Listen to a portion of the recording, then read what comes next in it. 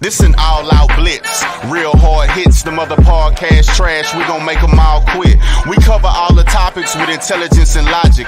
I know you wanna score, but our D gon' stop it. We from Texas, so that mean that we Texans. Breaking down the X's and O's, our profession. No complaining, just training, you see the progression. They had a Pro Bowl for talk shows, we get selected. We gon' celebrate every win like a birthday. Ray J with the news, first with all the updates. Spin move on the competition, yeah, we juking them. You not really in touch if you not tuning in. This is Crenshaw, Briggs, and VT. We want the touchdown, we not trying to go for 3. And it's best if you get up out the street, cause them bulls out the pen and they bout to stampede.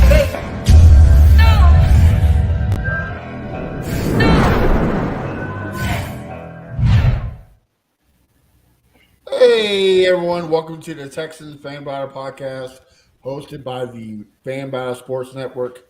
I'm your host today, Matthew Briggs. We got a special guest in the building, but before I introduce him, let me introduce you my amazing trio. First off, I got my A1 since day one, Mr. Crenshaw. How you doing? Good evening. And then we got Mr. VT. What's going on, bud? What's going on, guys? Guys, if y'all read Houston sports, you know this guy very, very well. We got Mr. Brooks Kubena. How you doing, man? Doing great, guys. Happy to be on with you guys. And see, VT's got how much of the Texan stuff you got in that room, man? Not enough. Not enough. Looks like you walked into NRG's shop and then just took the whole place. Yeah. Did you make use of the number 4 trade-in? No, I did not, because you have to. I actually live in Florida, and you had to be in Houston at the team shop. So unfortunately, I wasn't able to. I still have 2 of his jerseys just rotten away that I'll never put on ever again in my life. All right. Hey, just cut it up and use it toilet paper. I mean, save us some money. You know? Just don't want to clog my sewer system. Right. Look, well, Brooks, how you feel like breaking down some NFL news with us? Sound good? let's do it, man. We were hitting the summer. Now we're hitting the dog days. We got plenty of stuff to talk about over this off season. So whatever you guys want, let's shoot.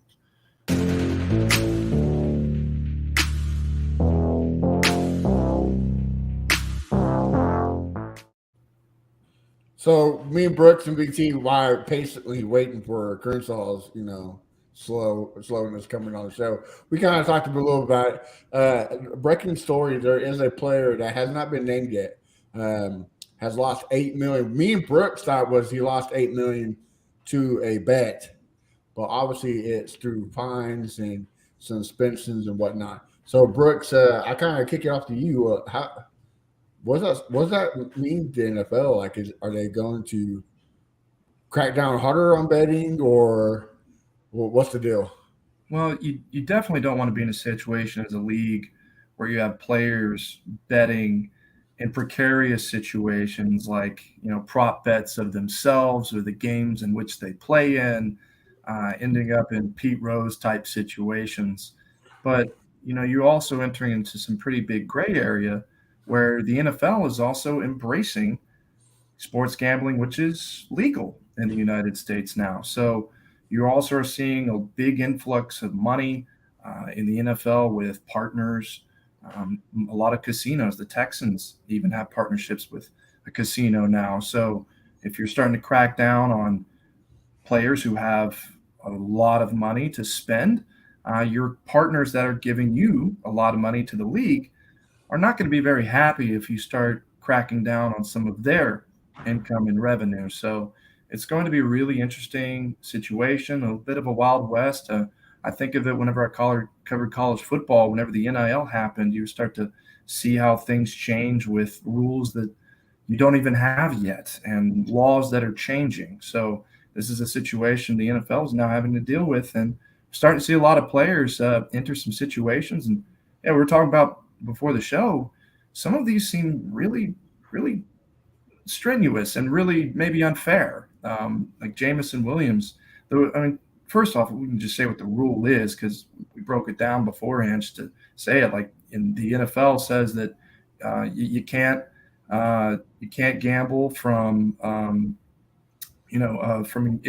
engaging in any form of gambling in any club or league facility or venue, including the practice facility. But they can gamble on sports other than football. Jameson Williams was in a hotel that the team paid for. Y'all pointed that out to me. That just seems like, a little bit too far reaching. He's not in his work environment. He just happens to be on an off-site spot that his employer paid for. And if he had paid for it himself, he'd be fine. So you look at that and you're like, okay, what's the deal here? So now I'm losing 6 games. And if you're suspended for 6 games, that's 6 game checks of your base salary. So that's a big chunk of money. And look, two players got cut because of it. Yeah. So I mean, they're probably in the same boat as Jim Williams. So I mean, people are losing their career over it now. That's something you got to take in mind of and stuff like that. Oh yeah. So we were at training. We're at a mandatory minicamp today, and we were talking to the players today, and just hearing from them and asking them what they would do, and they just said flat out, like, don't gamble. There are some players who are going to take that view of it.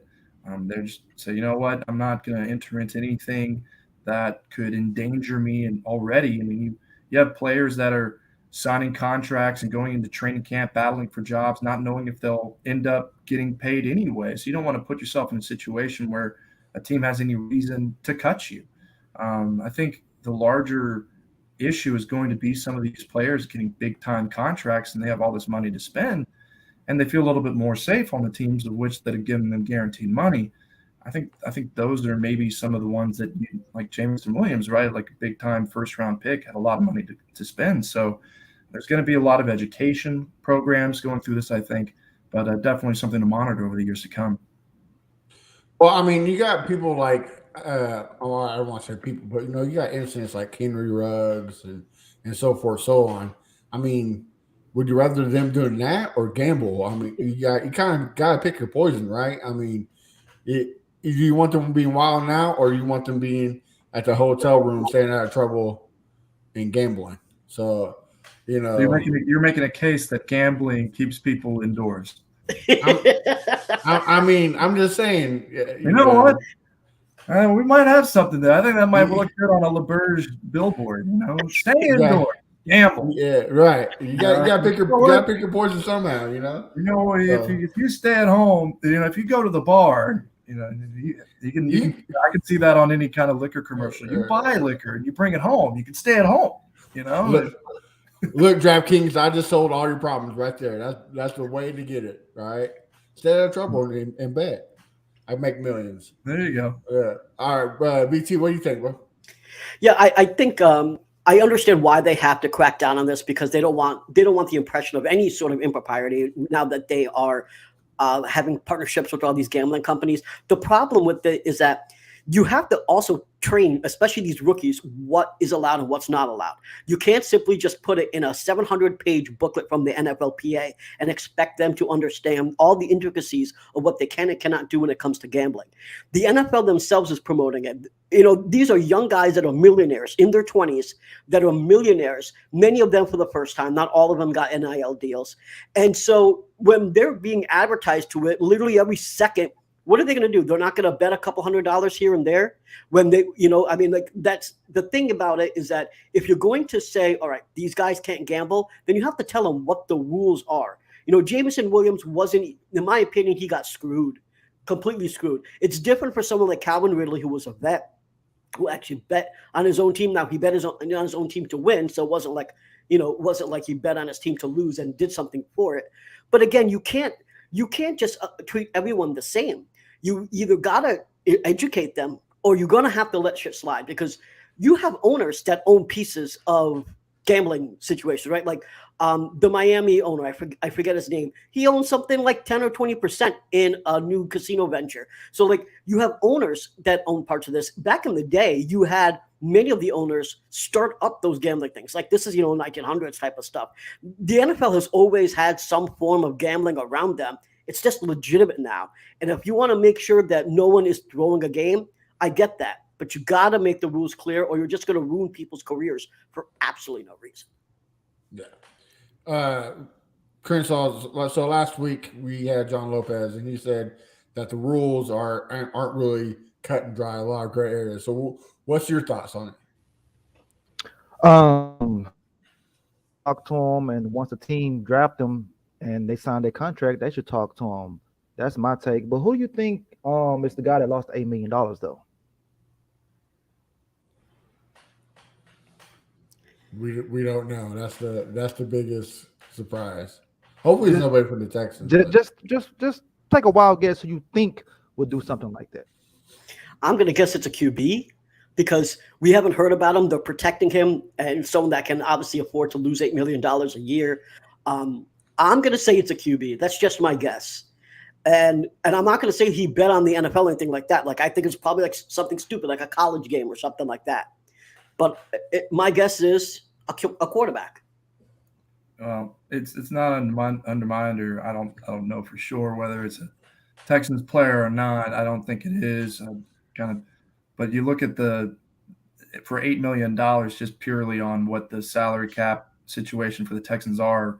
There's only about 3 or 4 players making $8 million a year, so the list is pretty short. So I don't know if Tunsil's out there, gambling on the Giants or whoever. So I don't think it's a Texan. It definitely was Russell Wilson. The way he played, it definitely was him.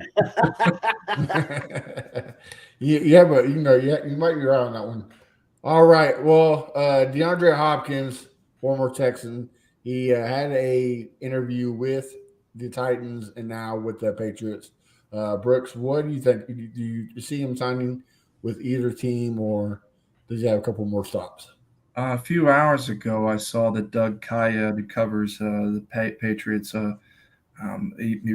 he's reported that he thinks that the Patriots are going to get it done with DeAndre Hopkins, and I think that makes a lot of sense. They're a team that's on the verge, trying to stay in the running in the AFC East with the Bills continuing to be the powerhouse there, and they got to see what they have in Mac Jones, and they have some money to spend. Whenever I had my conversations with people about Hopkins and potentially the Texans, and I was told he was interested in the Texans, which answered a question to me about, a place that he had, been traded from and has a history with, and maybe that was a question, but they weren't a team that he was counting out. But their situation to clear money for him at this point, that's really the question, because whenever he was released was not a great situation in terms of free agency. You enter March, everybody's budgets are wide open. They haven't drafted anybody yet. So now it's the summer and you kind of have to create your own market, and you have to, your pool is a little bit limited. So in long story short, the Patriots are one of those teams that can make some room from what they have. They need some wide receivers. They need some offensive output. I think it makes a lot of sense for them. And Belichick and that offense has done this before with veteran wide receivers who have been proven to bring them in and supply their wide receiver core. So that makes a lot of sense to me. And Kaya's been really reliable as a reporter. So I think that's pretty trustworthy. I mean, and obviously the whole thing of he won't go there because of Bill O'Brien, that kind of seems like false, huh? Kind of water under the bridge. Well, in your situation, whenever you're looking for how you get beggars can't be choosers, right? If someone's willing to pay you money, then you see the opportunity. I mean, he played really well in it, so maybe bygones are bygones.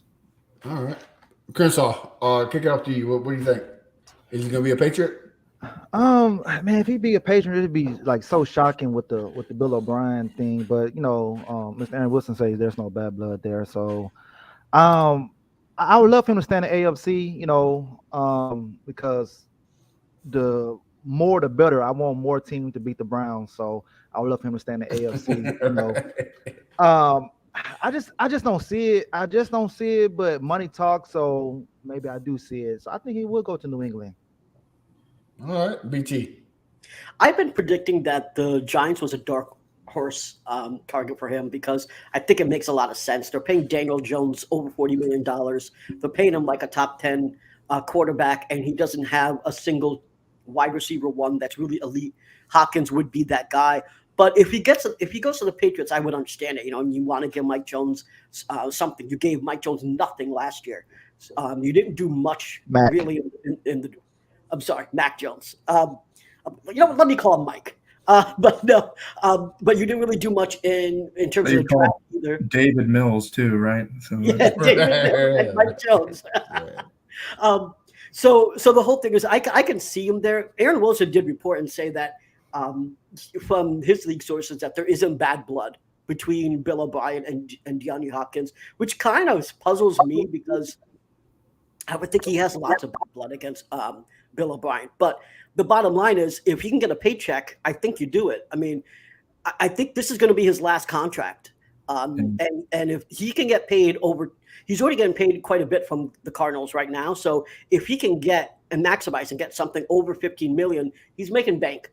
And at the end of the day, he's going to maximize his value. And I still think the Giants have a shot there if the Patriots don't take him on.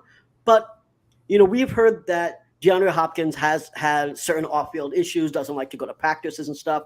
Patriots are the ones that take risks. They took Antonio Brown. They're willing to take those risks on players that the league has decided that they don't want. So I can actually see DeAndre Hopkins going there. And if he does, I think he'll have a pretty damn good season.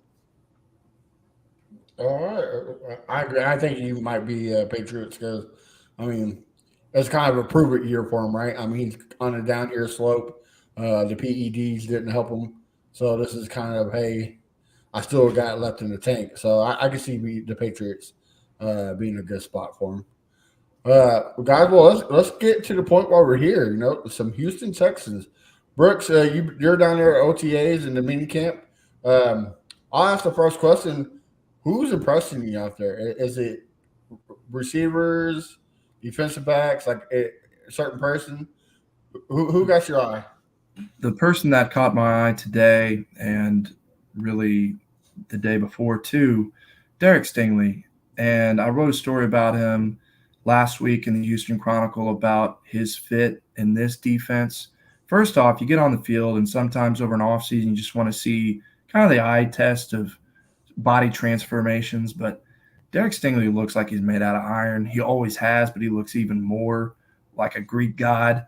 And he came out there today and he was in man coverage with Nico Collins going deep, and he got challenged and he leaped up with an impressive vertical and swatted the pass incomplete. I think the pass was about 40 yards.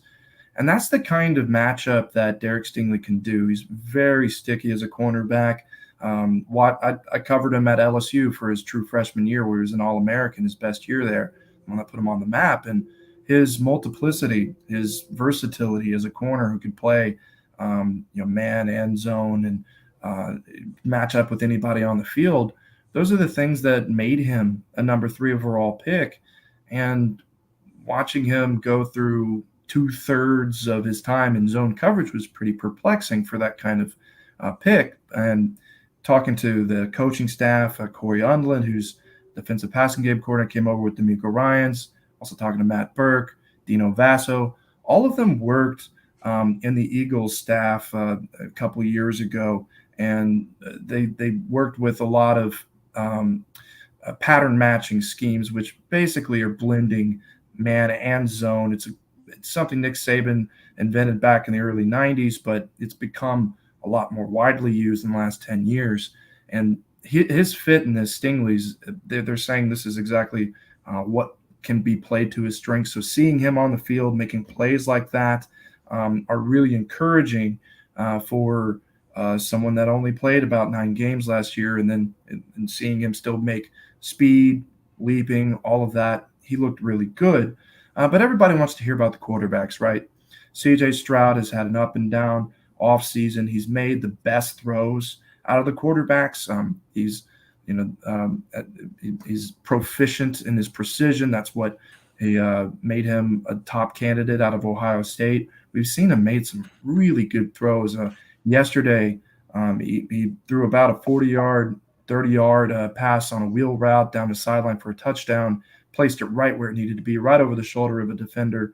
And he's made some questionable passes. Today, there was some miscommunication between him and tight end Dalton Schultz in the flats, and Schultz stopped on the route and he overthrew him. It got picked off by Eric Murray for a pick 6. And he bounced back from that towards the end of the practice when they went on a 2-minute drill. Stroud was 6 of 8 passing, and then finished that up by placing a pass in the middle of the end zone and Schultz went up and brought it in for a touchdown.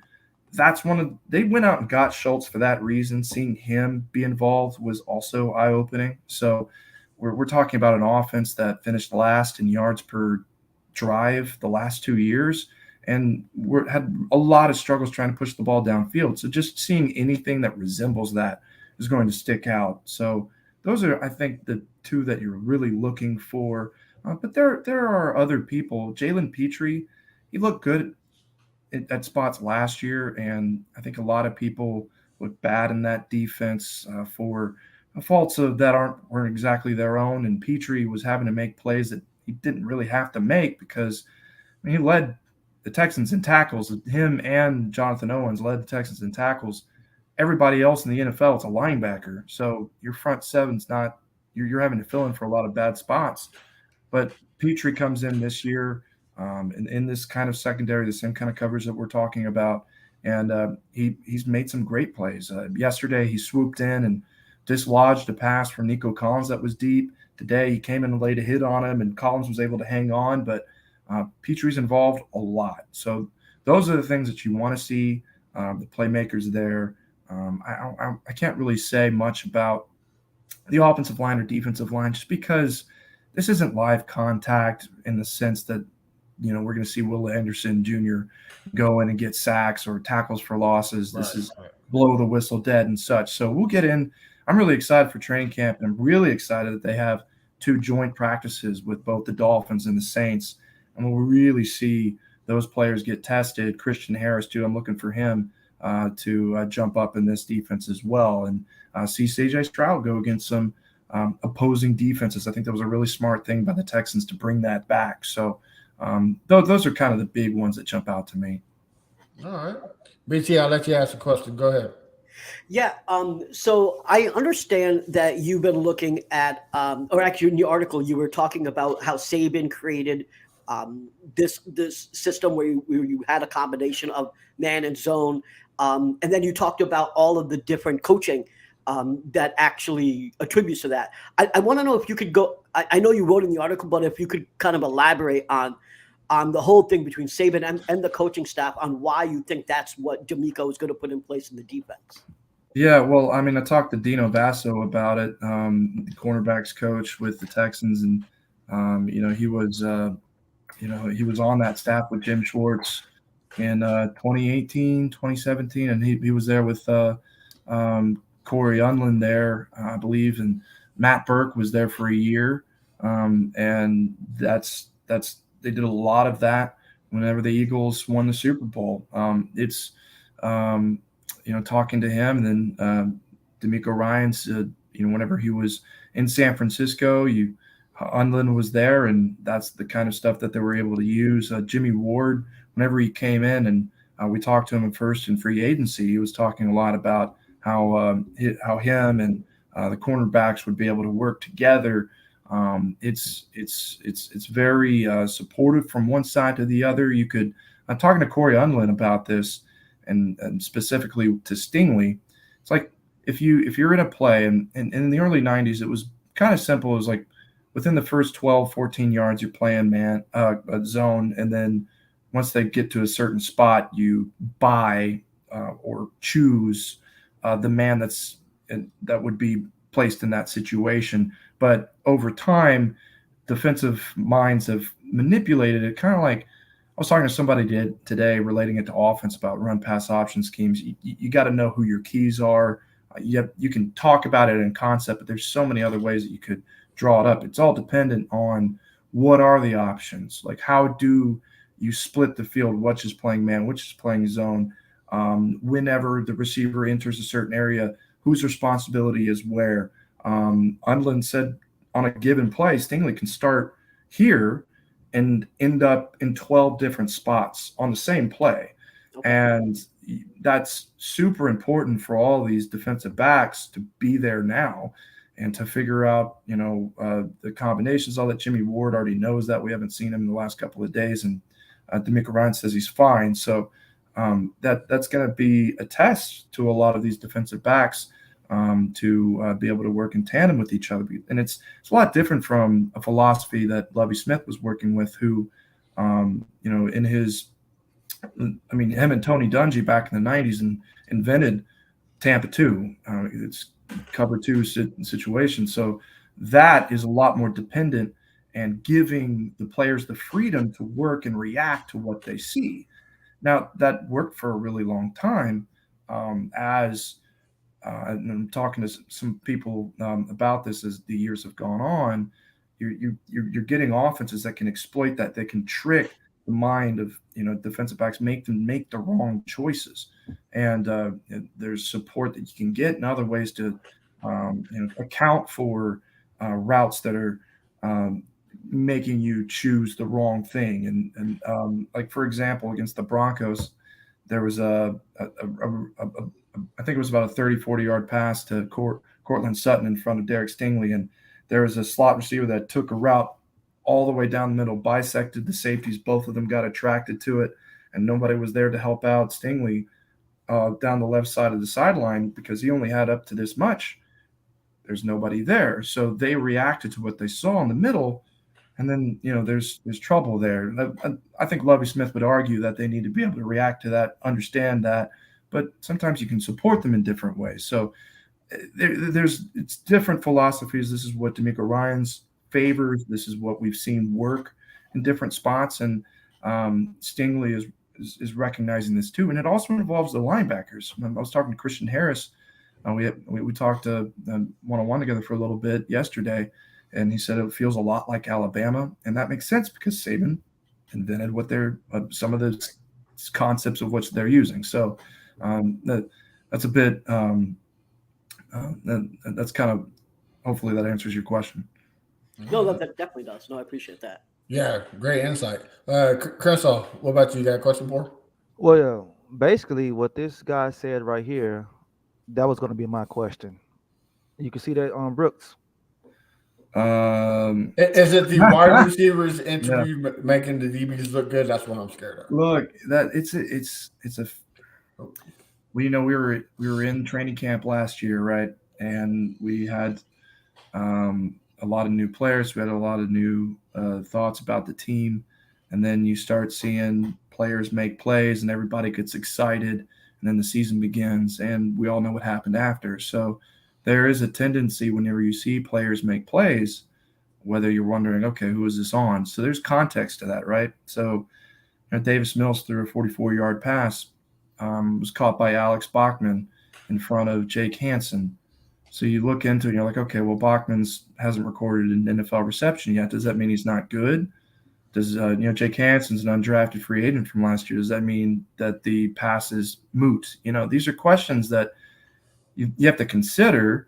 But I think this wide receiver core, if they're making plays against this secondary, we know what we know about Stingley and Pitre and Ward and Steven Nelson. I mean, if you look at what the 2021 defense did to 2022, I mean, the pass defense was pitiful in 21. They were giving up deep shots every right and left. It was part of the reason why they felt like they needed to draft Stingley and Pitre. And then last year, they were kind of a middle-of-the-road pass defense. So adding Jimmy Ward and the others that they've done, I think if they're getting yardage on this secondary and first team offense, then I think you can give them a little bit more credit for that right now. So there's definitely a lot of questions with the wide receivers if they're making plays.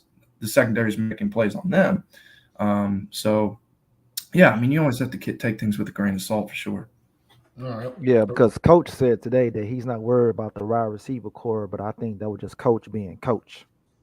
Yeah, they're never going to raise red flags on their own. So, Right. I mean, I asked DeMeco Ryans today, like, are you set with the roster? Are you going to be active in the summer? Is there any position group that you think you need to add? And they're not going to be specific about that. They're like, oh yeah, you know what? I need a wide receiver. And we can look at it. Like, look, you've got Robert Woods, who's 31 and coming off his first full season after an ACL tear, and the rest of them are all under 27. Noah Brown last year was the first with 30%, first time he ever had 30% of offensive snaps, and he wasn't even the main wide receiver. Then you got Mechie, who hasn't been on the field, and you don't know you can't even set expectations for him. Collins, who's missed 10 games with injuries. Sims, Amari Rogers, Tank Dell, Jalen Camp. I'm just reading the names now. No, we don't know anything about these guys. So that's why DeAndre Hopkins made so much sense. And you would think over the summer, like they might explore that option.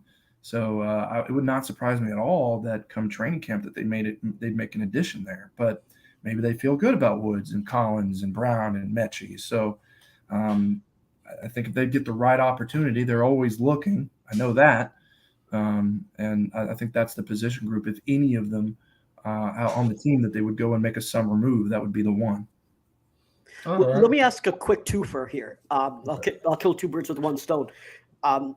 We extended Malik Collins, and one of my theories is that by extending him, we obviously restructured because we gave him a signing bonus, right? We structured that, so we're clearing some cap space for this year. Do you think that one of the reasons that we did that is to free up cap space so we can add another player? And do you think that player could be a wide receiver not named Hopkins? I think it's not a specific reason.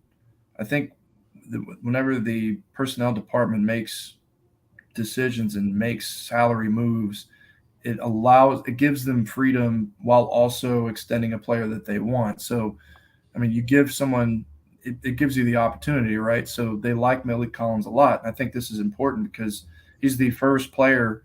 He was one of the first members of the complete rebuild, and now he's the first player to receive 2 contract extensions under Nick Caserio. So we were talking about core players the last couple of years, and then Brandon Cooks got a 2-year extension, and then 5 months later he's requesting for a trade. You don't give guaranteed money to players that you think are going to be gone. So this is about as close to a fully guaranteed contract that I can remember, 20 of 23 million. So you can space that around. We'll see exactly how that's spaced out. I haven't checked on that.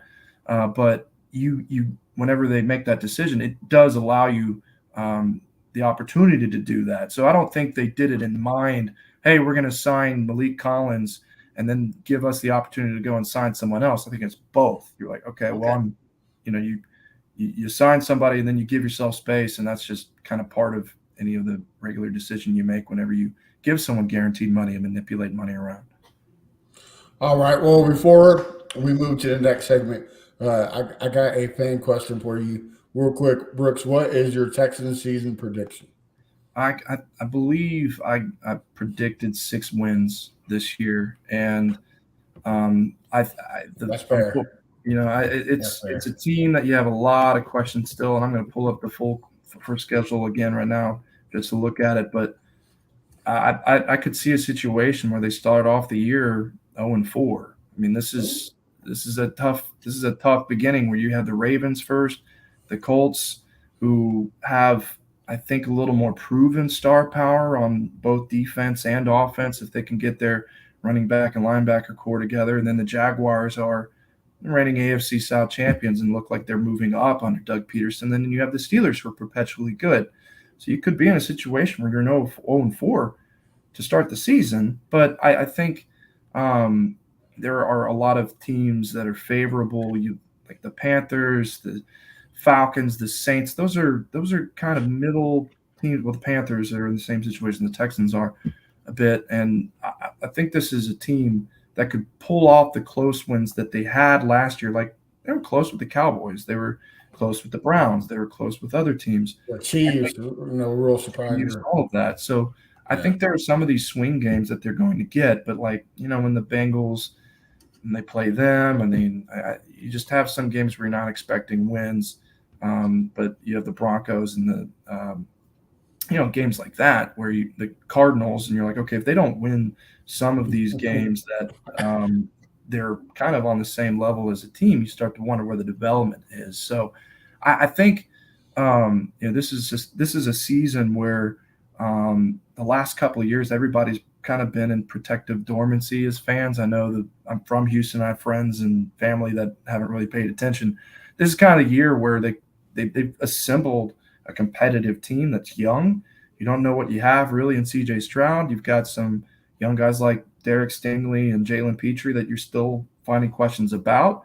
You have a first-time offensive coordinator, first-time play caller in Bobby Slowick, and I mean, Gerard Johnson's had a lot of time in the high school circuit as a quarterback coach with the Elite 11 and obviously played himself, but this is the first time he's been a full-time quarterback coach. So how do they build their first system around players that are new to this? And then you have questions about the wide receiver core and how much points they can score. How much does this offense move? So I just don't see this being a situation where the Texans are in playoff contention immediately this year. And I think it'll still be really interesting. I think they'll be in games. I think they'll win some games that they shouldn't. And I think there's enough players with questions that they might lose games that they should. So I think 6 wins, 7 wins, that would be probably around the ballpark of realistic expectations, in my opinion. That sounds fair. I mean, that's what we got going is about 6 wins. So, Brooks, we know you have a hot date coming up, so we won't keep you much longer. We got one little segment. It's a fan favorite, so we'll get kicking.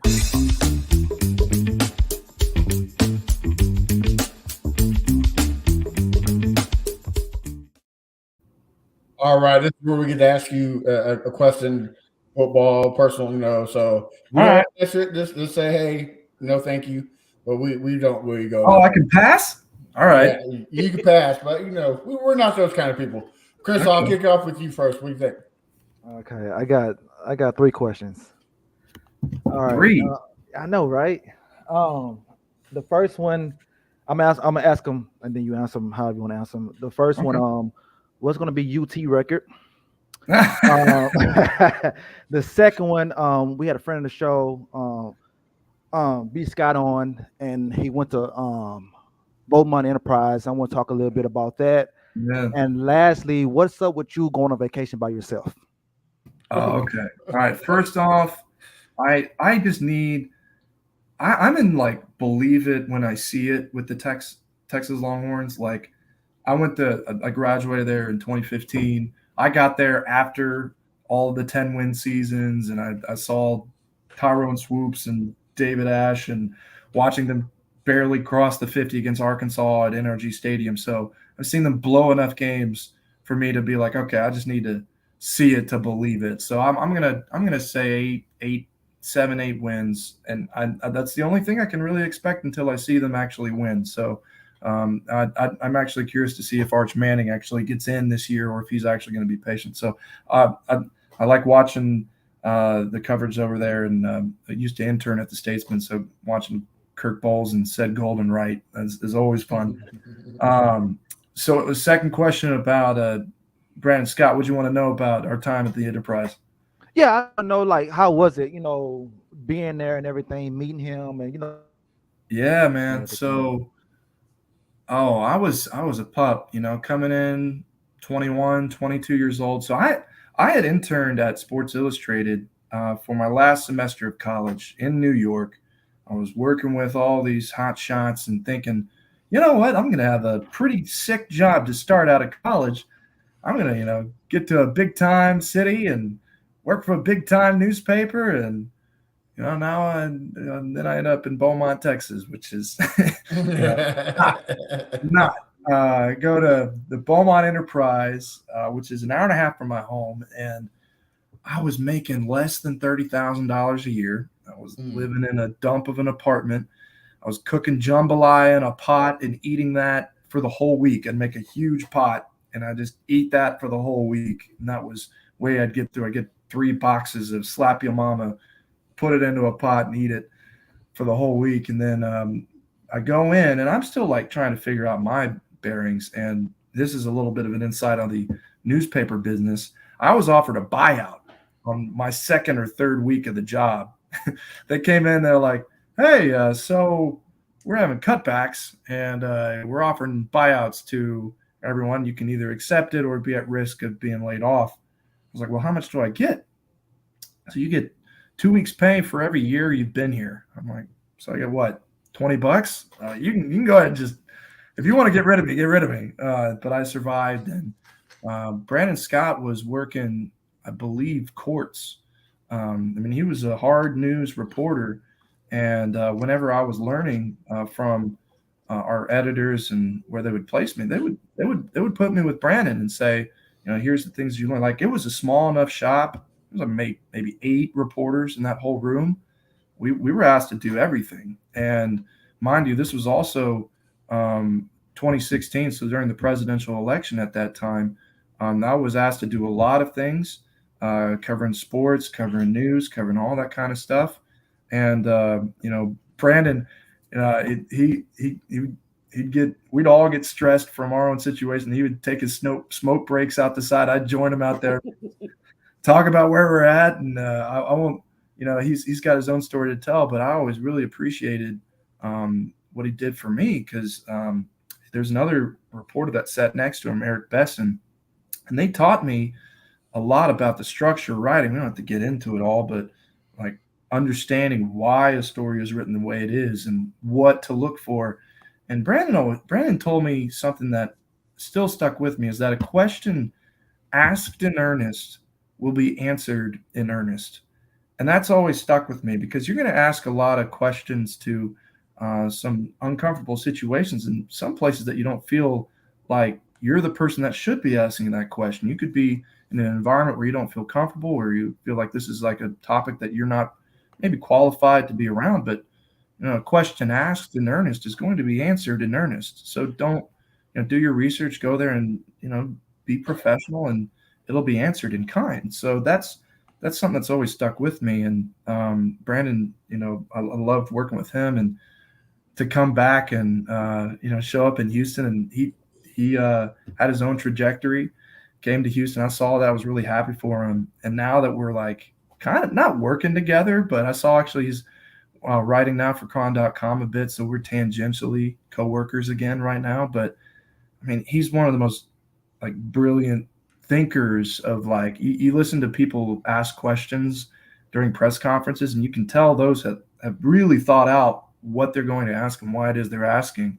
And Brandon's one of those people. So he's still, causing me to think of how I approach things. So really love Brandon. I think he's one of the best in this city. So to be back with him, I'm glad he was on this show too, because I'm sure he probably had a lot of great insight that even I could, that I wouldn't give you. So what was the third question? Why you go on vacation by yourself? Oh, well, it started off 2019. I was in Baton Rouge, and I always wanted to travel the world. I wanted to go to a place that I'd never been, and I couldn't get anybody to go. I was like asking somebody, and they're like, a week? I can't take a week off. And then they'd see how much it was, and, they wouldn't be able to afford it, which is reasonable. I mean, like to get over the pond, it takes like $1,400, and I saved up for it. And here's my secret. I met somebody around Prague that told me if I got a credit card and like I got the bonus miles, like 100,000 points or whatever over the time, I could use that for my flights. So I've used credit cards over the time to pick up the points and then pay for the flight, and that's what I use it for. So I've kind of been strategic in that way. But yeah, that's kind of where it started. And I've got so many stories, man, just being alone and being forced to go talk to people. Okay, this is actually random, but I'm sitting here, so I might as well. I'm sitting at my desk. So I bring a notebook on every trip. So these are my trips. Oh, that's awesome. So this is a notebook for every vacation I've taken, and I fill one up. This is from, which one's this? That's Croatia.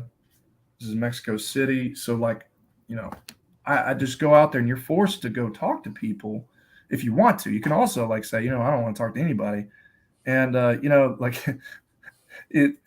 there's situations where you can, I remember, so in France last year, I was 2 weeks in France, and like, there's nobody that tell me that this is a dumb idea, which maybe is not great too, because I was in East France, and I was walking between one city and another, and I just, stick my thumb out to see if that works.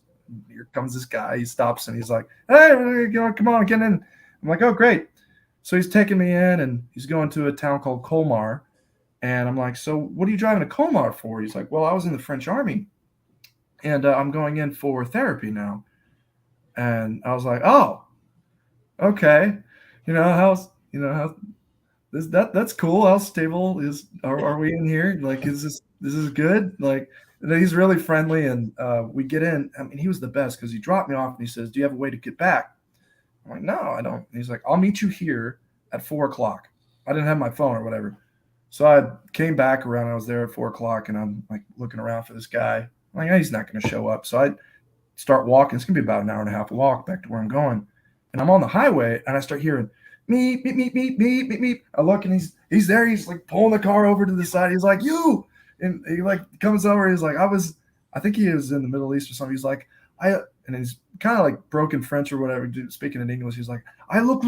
I look around. I look, bad guys all over time in the army. I can't find you though. And I was like, you crazy guy, get in the car. He's getting in there, and so we're taking off. And I mean, I just have a blast going out and just meeting new people. And I mean, I've got loads of stories. So I think if I was with people, you wouldn't be able to do stuff like that. Maybe not. Yeah, I think it takes certain kinds of people.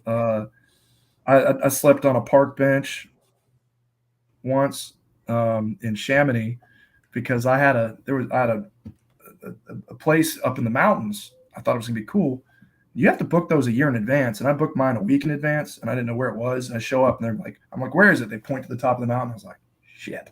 So I get up there, and I'm dressed like this, and the guy's like, "Hey, can you climb?" And I was like, "No." There's a hole in the side of the mountain, and people have like their sticks and their ropes coming through there. I was like, "There ain't no way I'm going through there."